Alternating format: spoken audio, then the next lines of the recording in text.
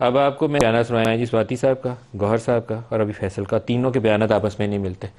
ابھی انہوں نے بھی کہا کہ انہوں نے کہا کہ علی مین نے اور سواتی صاحب نے کہا تھا کہ وہ کر لیں بات. انہوں نے کہا ہاں کر لیں بات، لیکن ڈیل شیل کی بات نہیں، بات کر لیں.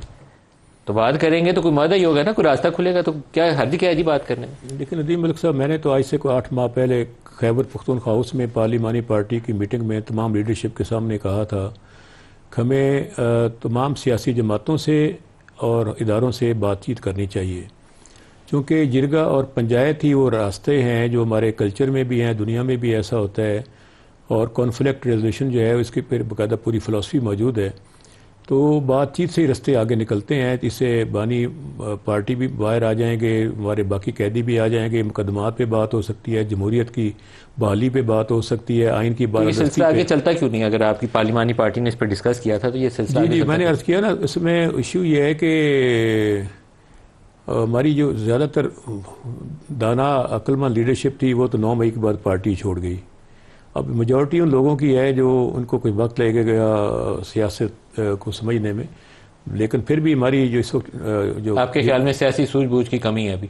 میں یہ نہیں کہتا کمی ہے، لیکن اس میں کچھ اور وقت لگے گا. لیکن جو اس وقت جو ڈائریکٹ لیڈرشپ ہے پارٹی میں، جن کو پارٹی نے نامزد کیا ہے، وہ اچھا پرفارم کر رہے ہیں. بیرسٹر گوہر ہیں، سلمان اکرم راجہ ہیں، یا باقی ہماری پارلیمانی لیڈر ہیں، زرتاج گل ہیں، چیف ویپ ہیں، سبھی کام کر رہے ہیں. میں اس میں کوئی دو رائے نہیں رکھتا.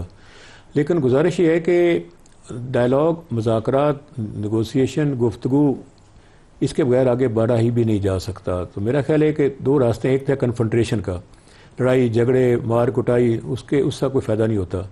اور دوسرا راستہ ہے کہ ڈائلاگ کریں، مذاکرات کریں، کچھ چیزیں منوا لیں، کچھ چیزیں مان لیں، تاکہ آگے کی طرف بڑھا جائے. تو الٹیمیٹلی اب اسی طرف ہم پارٹی، جو میں آج سے کئی عرصہ پہلے سے کہہ رہا ہوں، وہ اس پہ پارٹی بھی اب آ رہی ہے. اور ہمارے ابھی کنفیوز ہیں جی، آ نہیں رہی، ابھی کنفیوز ہیں. ایک بیان ادھر دیتے ہیں، دوسرا بیان ادھر دے دیتے ہیں. قائد محترم نے کبھی بھی نہیں کہا کہ ہم فوج کے خلاف ہیں یا فوج ہماری نہیں ہے. فوج بالکل ہماری ہے، ان کی بڑی خدمات ہیں، قربانی ہیں، شہداء کی تعداد بہت بڑی ہے جو دہشت گردوں سے لڑ رہے ہیں. اور ملک کی اکانومی بھی ان کو بہتر کرنے میں بھی ان کا ہاتھ ہے، اس میں کوئی دو رائے نہیں ہے. تو میرا خیال ہے کہ مذاکرات، جیسے اعظم سواتی صاحب نے کہا ہے یا بیرسٹر گوہر صاحب نے بھی کہا ہے کہ ہمیں مذاکرات کا راستہ اختیار کرنا ہوگا. یقینی طور پر وہ اس وقت سٹنگ چیئرمین ہے پارٹی کے، اور بانی چیئرمین نے انہیں نامزد کیا ہے. تو اب بالآخر جو ایک وہ طبقہ ہے جو زیادہ انتہا پسندی یا سخت رویہ رکھنا چاہتا ہے. ہم وہ لوگ ہیں جو اعتدال پسند ہیں اور مذاکرات کے ذریعے بات کو آگے بڑھانا چاہتے ہیں.